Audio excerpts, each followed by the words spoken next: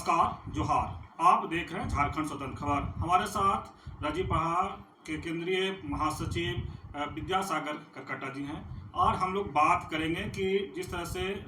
सिरमटोली सरना स्थल जो रैंप बनकर तैयार हो गया है, सरकार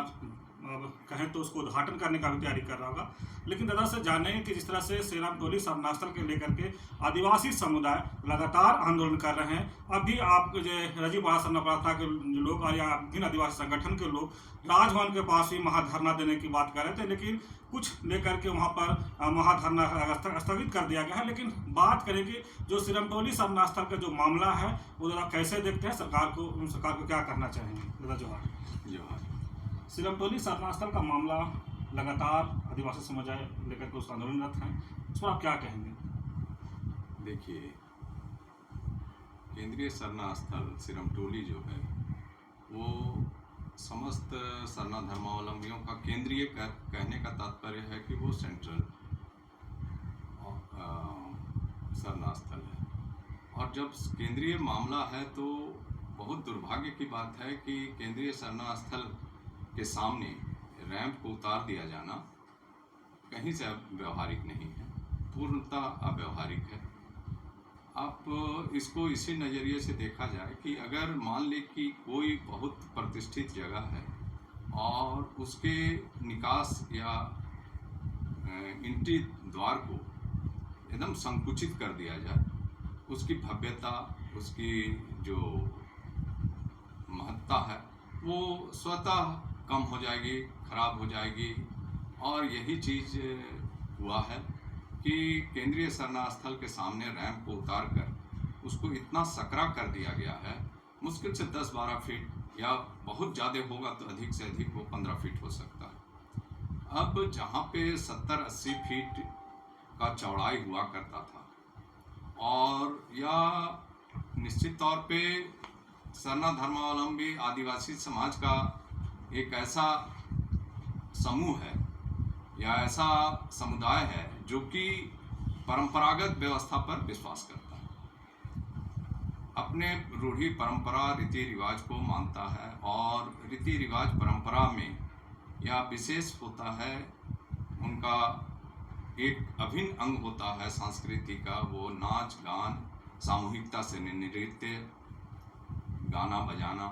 और ये सभी व्यवस्था के तहत वहाँ सरहुल की शोभा यात्रा जाया करती थी और उस शोभा यात्रा में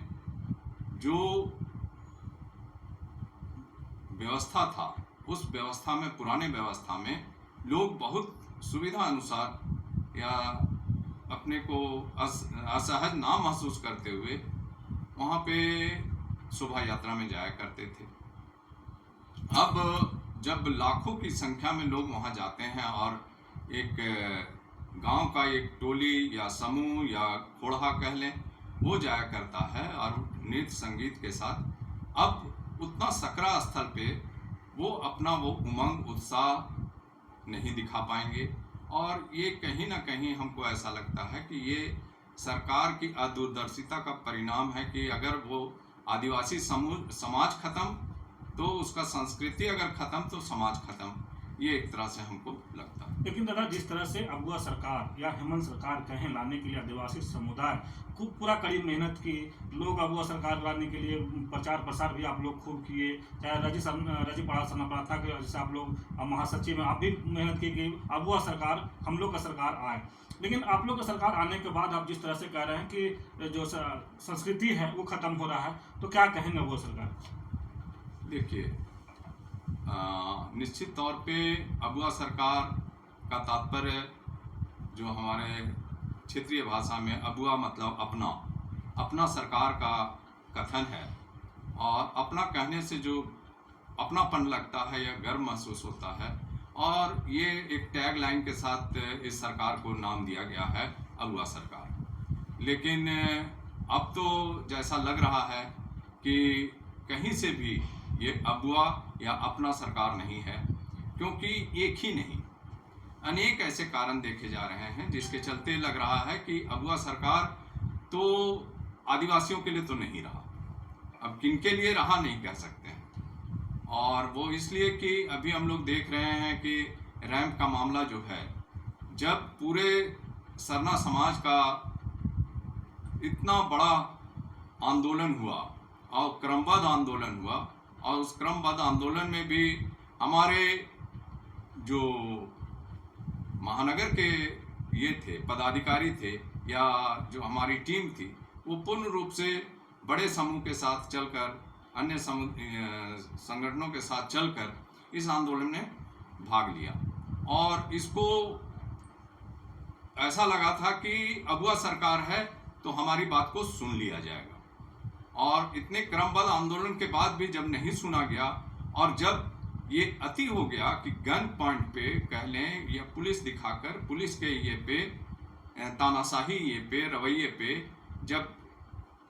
रैंप के निर्माण कार्य को पूर्ण करने की कोशिश की गई, तो यह बहुत ही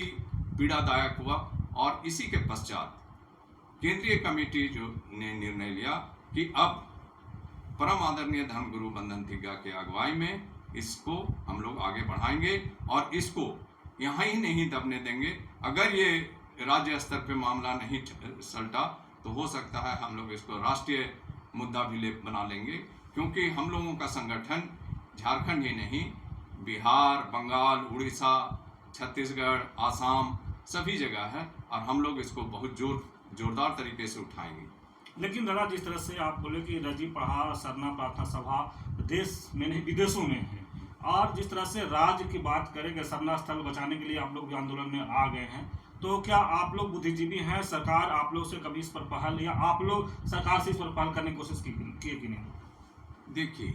हम लोग को ऐसा लगा था कि अगुआ सरकार, फिर मैं बोलना चाहूँगा, अगुआ सरकार मतलब अपना सरकार जिसको लाने में हम लोग जी जान का कोशिश किए थे, जी जान के लगाकर हम लोग अपना पूर्ण शारीरिक या मानसिक जितना शक्ति हो सका हम लोग लगाया, और इसको सत्ता में लाने का कोशिश किए। क्योंकि अगुआ सरकार, हेमंत सरकार, ये ऐसा हम लोगों का परिकल्पना था कि ये आएगा तो निश्चित तौर पे आदिवासी हित में ही काम करे, राष्ट्र के और राज्य के साथ साथ आदिवासी हित में भी काम करेगा। लेकिन जब ये काम नहीं होने लगा, तब हम केंद्रीय समिति को इस पर कूदना पड़ा। लेकिन दादा, जिस तरह से शुरू जब सरकार बना तो एक बयान आया था कि असम के जो आदिवासी हैं उनको हक के लिए भी हेमंत सोरेन लड़ेंगे, तो क्या लगा कि अपना राज्य में आदिवासी समाज आंदोलन है उनके खिलाफ ये कहेंगे? और बात कर रहे थे अदर राज्य का। जी, हमको तो लगता है ये राजनीतिक केवल सोच है कि आसाम के आदिवासियों के लिए भी हम अपनी बात को रखेंगे, क्योंकि हमको लगता है कि उस समय इलेक्शन के समय जो असम के मुख्यमंत्री थे उनको प्रभारी बनाया गया था बीजेपी की ओर से, तो संभवतः ऐसा लगता है राजनीतिक प्रतिद्वंदिता के चलते वो उनको टारगेट करने के लिए कि जब आप हमारे राज्य में आकर अपनी ये आदिवासी की बात कर सकते हैं, तो हम आपके राज्य में भी जाकर आदिवासी की बात को करेंगे। लेकिन यहाँ पे अभी तक उनके द्वारा केवल एक कहा गया कि शिष्टमंडल जाएगा, लेकिन अभी तक उस पर कोई भी पहल नहीं किया गया, सार्थक पहल। इससे यही लगता है कि आदिवासी को वहाँ भी छला जा रहा है। अगुआ सरकार को अब आप कैसे देखते हैं चुनाव जीतने के बाद? अगुआ सरकार, फिर हम वही कहेंगे कि एक नहीं अनेकों ऐसे उदाहरण हैं।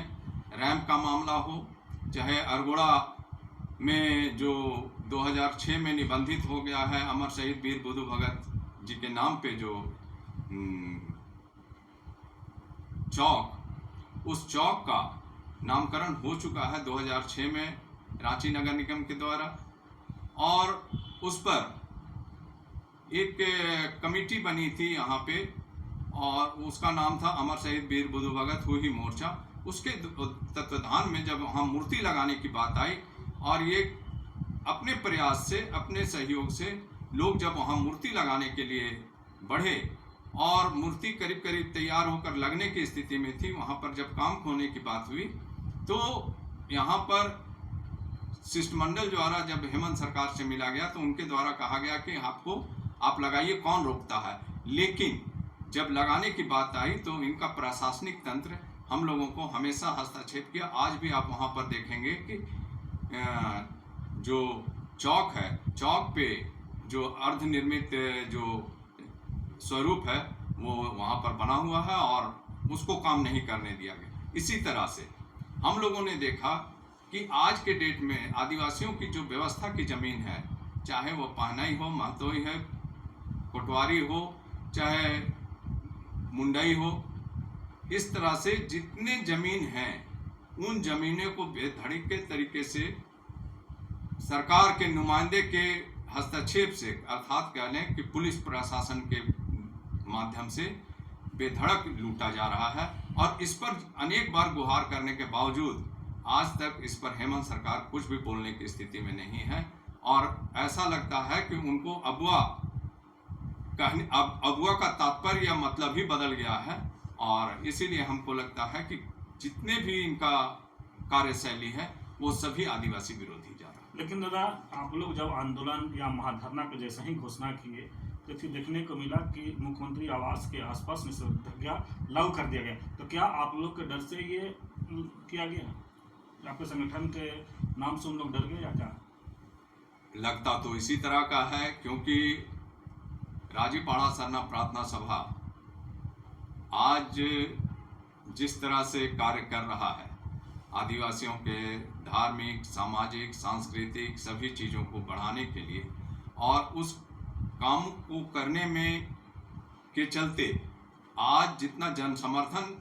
राजीपाड़ा सरना प्रार्थना सभा को मिला है, और राजीपाड़ा सरना प्रार्थना सभा अपने दायित्वों और कर्तव्यों का निर्वाह करते हुए जब इस मुहिम को निर्णायक नतीजे पे पहुंचाने, अर्थात रैंप को आगे बढ़ाने या हटाने के लिए, हटाकर आगे ले जाने के लिए जब मैदान में कूदा, तो राज्य सरकार को या हेमंत सरकार को या वर्तमान सरकार को इस बात का एहसास हुआ कि यदि हम लोग इसको रोक नहीं लगाते हैं कूटनीतिक तरीके से, तो हो सकता है कि ये हमारे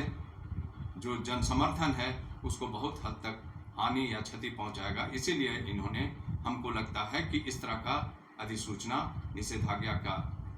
जो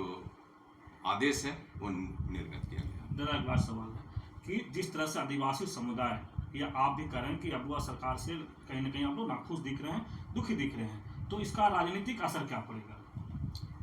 देखिए, हमको लगता है कि राजनीतिक असर वर्तमान में तो संभवतः इनको लगेगा कि कोई सामने इलेक्शन या चुनाव नहीं है, तो ये लगेगा कि हम अभी पूर्ण बहुमत में हैं या काफ़ी सशक्त स्थिति में हैं। लेकिन दूरगामी परिणाम हो सकता है कि बहुत बुरा पड़ेगा, और आने वाले समय में हो सकता है कि 29 आते आते तक यदि इसी तरह से असंतोष आदिवासियों का बरकरार बनता रहा और बढ़ता रहा, तो आने वाले समय में इनका ग्राफ इतना नीचे चला जाएगा कि आने वाले समय में इनको बहुमत के लिए भी तरसना पड़ेगा।